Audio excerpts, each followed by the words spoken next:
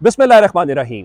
लाखों करोड़ों दुरूदो सलाम मोहम्मद मुस्तफ़ा सल्लल्लाहु अलैहि वसल्लम और आले मोहम्मद पर। मैं हूँ उमर दराज गोंदल। मैं आपको जो सबसे बड़ी खबर इस वक्त देना चाहता हूँ कि आज अचानक इन कैमरा समात का आगाज़ किया गया। आप जानते हैं कि पाकिस्तान तहरीक इंसाफ की जानिब से आज सलमान सफदर साहब हूँ, शेर अफजल मरवत हूँ या बाबर आबान हूँ, उन सब ने बहुत शानदार दलाइल दिए और आज इवन वकला ये कह रहे थे कि सूरत हाल ये थी कि इमरान खान की बस जमानत होने लगी है। और उसका अंदाज़ा ये लगा लीजिए कि वकला को छोड़ के हुकूमत को या मुल्क के जो असल फैसला साज हैं उनको भी अंदाज़ा था कि फौरी तौर पे जो नैब की टीम है उसको अटक जेल भेजा गया कि अगर इमरान खान को यहाँ पे जमानत मिल जाती है तो उनको अलकादर ट्रस्ट केस के अंदर गिरफ्तार कर लिया जाए। लेकिन इस दौरान हुआ क्या? इस दौरान हुआ ये कि जब FIA के स्पेशल प्रोसिक्यूटर ने दलाइल देना शुरू किए तो उन्होंने अदालत से जज अबुल असनाद जुल्करनैन, जिन्होंने आज ही कहा था कि मैं मेरिट के ऊपर फैसला करूंगा, कोई कंप्रोमाइज नहीं होगा और मैं जो है वो बस डट के फैसला सुनाऊंगा। वो पहले भी कह चुके हैं कि मैं दिलावर नहीं हूं, मैं दलेर हूं।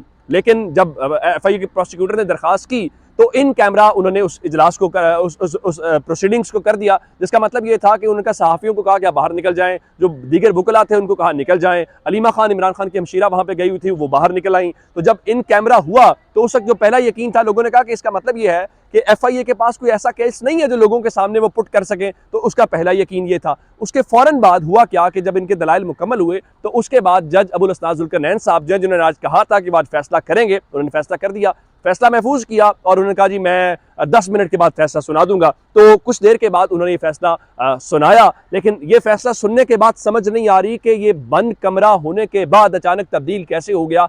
आज सबको जब यकीन था कि उनकी जमानत होने लगी है, ये जमानत हो जाएगी, लेकिन अचानक फैसला क्या आया कि जज अबुल असनाद जुल्करनैन ने आज इमरान खान की और उनके साथ जो दूसरे शामूद कुरैशी हैं उनकी जमानत की दरख्वास्त मुस्तरद कर दी। अच्छा, हैरान कुन बात यह नहीं है कि उनकी दरख्वास्त मुस्तरद हो गई, हैरान कुन बात यह है कि उसी अदालत में आज सुबह सवेरे जो असद उमर साहब हैं उनकी दरख्वास्त को कबूल किया गया। उनकी जो जमानत है, उबूरी जमानत जो थी, उसको मुस्तकिल किया गया। FIA ने कहा हमें उनकी गिरफ्तारी नहीं चाहिए। यानी एक ही केस है और एक ही केस के अंदर जो है वो एक शख्स की जो जमानत है वो आप मंजूर कर लेते हैं और बाकी की जो जमानतें हैं वो आप मुस्तरद कर देते हैं। ये समझ से बालातर है कि ये अचानक आखिरी लम्हे में जज अबुल असनाद जुल्करनैन साहब जो है उन्होंने ये सब कुछ कैसे ये किया। लेकिन बहरहाल अब ये मामला जो है, लोगों ने कहा कि लग यही रहा था कि जमानत हो जाएगी, लेकिन जमानत नहीं हुई। अब उसके बाद चांस क्या? उसके बाद ये है, चूंकि ये स्पेशल कोर्ट है, ये मामूल की कोर्ट नहीं है, वरना लोअर कोर्ट का जो फैसला होता है वो ऊपर जाके सिंगल बेंच भी सुन लेता है। लेकिन चूंकि ये स्पेशल अदालत है तो स्पेशल अदालत का मतलब ये होता है कि उसके बाद जो डिवीजनल बेंच है तो डिवीजनल बेंच जो है वो उसको सुनता है। तो अब इस हवाले से कहा यह जा रहा है कि जो इमरान खान है और तारिक महमूद जहांगीरी साहब हैं वो इस केस को सुनेंगे तो उसके बाद ये फैसला करेंगे। तो अब इस्लामाबाद हाई कोर्ट की जहां तक बात है, इस्लामाबाद हाई कोर्ट में जाना है तो मामला एक बार फिर जाहिरन हमें लटकता हुआ दिखाई दे रहा है। उसकी क्या वजह है?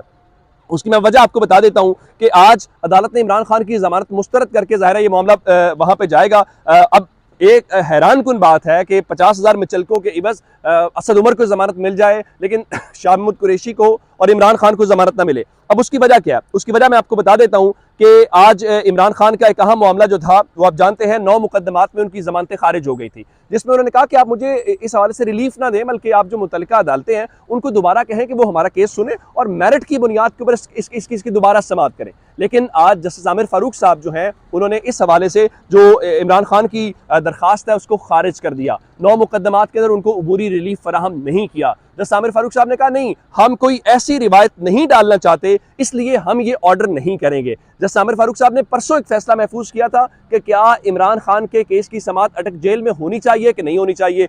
काफी टाइम हो गया है लेकिन जस्टिस आमिर फारूक साहब उस केस का फैसला नहीं सुना सके। अब इसी तरह से इमरान खान का ये जो मामला है वो भी उनके पास चला गया, तो यकीनी तौर पे वो सुनेंगे भी, फिर वो जिस तरह होता है उनकी अदालत के अंदर फैसला महफूज भी हो जाएगा। वो फैसला सुनाया कब जाएगा और फैसला क्या सुनाया जाएगा, इस बारे में कुछ भी कहना जो है वो कबल अज़ वक्त होगा। तो आज वो जो बंद कमरा है, वो जो इन कैमरा होना है, शायद उससे सब कुछ पलट गया। या फिर एक सवाल और भी पैदा होता है जो आप और मैं सवाल उठा सकते हैं कि आखिर FIA के पास ऐसा क्या केस था जो दीगर लोगों की मौजूदगी में तो वो नहीं बता सकते थे, लेकिन जैसे ही वो केस आया, जब इन कैमरा हुआ तो इन कैमरा उन्हें समझ आ गई कि हम इस केस को कैसे चला सकते हैं। लेकिन इमरान खान की जो लीगल टीम है उन्होंने कहा है कि हम हाई कोर्ट इस फैसले के खिलाफ जाएंगे। जाहिर है उनके हाई कोर्ट जाना उनका हक तो है, लेकिन हाई कोर्ट से रिलीफ मिलना, हाई कोर्ट से उनकी बात सुनी जाना, ये जज साहिबान के इस्तेहकाक होगा और जज साहिबान इसके ऊपर कितना अमल करते हैं जाहिर है उसके लिए हमें थोड़ा सा इंतजार करना पड़ेगा। एक और जो बड़ी अहम डेवलपमेंट मैं आपको बताना चाहता हूं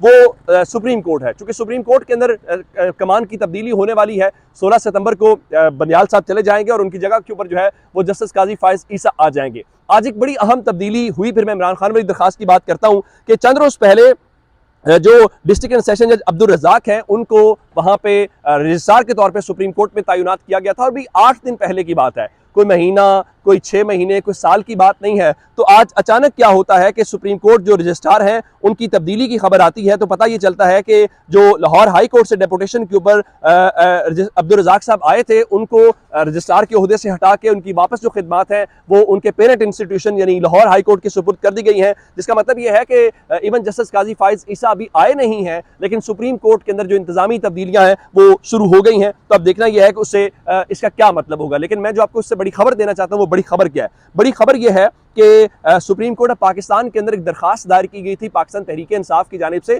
जिसमें उन्होंने कहा था कि 90 रोज के अंदर इलेक्शन होने चाहिए और उस वक्त उनका यह भी मुतालबा था कि ना सिर्फ 90 रोज में इलेक्शन होने चाहिए बल्कि सदर को हुक्म दें कि वो इलेक्शन की तारीख दें। अब सदर ने इलेक्शन की तारीख दे दी है, लेकिन सुप्रीम कोर्ट ऑफ पाकिस्तान ने जो इमरान खान को तहरीक इंसाफ की जानिब से 90 रोज में आम इंतखाबात कराने की आईनी दरखास्त दी थी, उस आईनी दरखास्त के ऊपर उन्होंने एतराज दायर करते हुए उस दरखास्त को बाकायदा तौर पर वापस कर दिया है। यानी आप यूं समझिए कि चीफ जस्टिस उमर अता बंदियाल की सुप्रीम कोर्ट ने इमरान खान को साफ लफ्जों के अंदर इनकार किया है। अभी जस्टिस काजी फायज ईसा नहीं आए बल्कि जस्टिस बंदियाल हैं और हालांकि उन्होंने खुद कल फरमाया, कल जब वो अपने एजाज के अंदर एक इशाइये से खिताब कर रहे थे तो उनका सुप्रीम कोर्ट ने आइन के तहत ये वजह कर दिया हुआ है कि 90 रोज का इंतखाब, तो इसके ऊपर तकरार क्यों होनी चाहिए। लेकिन इमरान खान की दरखास्त को आज उन्होंने वापस कर दिया। अब क्या उसके ऊपर इतराज लगाया गया है सुप्रीम कोर्ट की जानिब से, मैं आपको वो बताना चाहता हूँ। उन्होंने कहा जी दरखास्त गुजार ने सुप्रीम कोर्ट आने से कबल किसी मुतल्लिका फोरम से रुजू नहीं किया।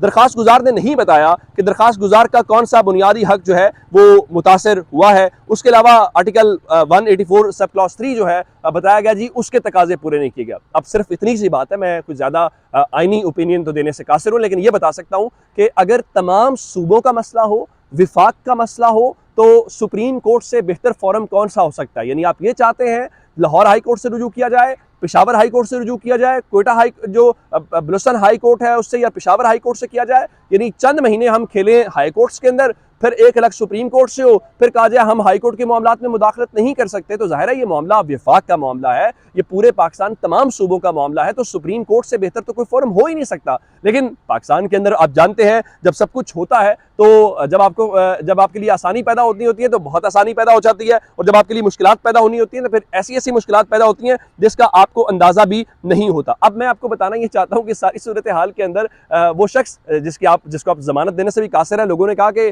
देखिए इसका मतलब यह है कि नवाज शरीफ की वापसी की शायद टिकट कंफर्म इससे हो जाएगी कि अभी इमरान खान बाहर नहीं आने वाले। पाकिस्तान पीपल्स पार्टी जो है वो आज अपनी सेंट्रल एग्जीक्यूटिव कमेटी का इजलास लाहौर में बिलावल हाउस में भी शुरू हो गया है और इजलास हो रहा है। अब देखना यह है कि पाकिस्तान पीपल्स पार्टी क्या लाइन लेती है। जाहिर है उन्होंने लाइन क्या लेनी है। जब आपने मरदमशुमारी वाला मामला किया था आप उनके साथ ऑन बोर्ड थे, जब आपने आइन के मुकाबले में एक एक्ट को, इलेक्शन एक्ट तरमीमी बिल जो है जिसके ऊपर आपने कहा कि जी इलेक्शन कमीशन की डेट है, तो आप उसमें भी उनके साथ मौजूद थे। तो आज आप ये जो भी कहेंगे ना, वो पंजाबी में कहते हैं गोंगलों के ऊपर से मट्टी झाड़ना, आप वो मट्टी झाड़ेंगे। दूसरी सूरत में आपने जो काम करना था वो मिल के आपने सबने किया है। अब सिर्फ आवाम को बेवकूफ़ बनाने के लिए सारी एक मश्क जो है वो की जा रही है। लेकिन इस सारी मश्क का फ़ायदा तब है जब लोग आपके हक में तब्दील हों, लेकिन लोग आपके हक में तब्दील नहीं हो रहे। बाकी आपने कोशिश करनी है तो आप करते रहे। अपना बहुत सा ख्याल रखिएगा। खुदा हाफिज़।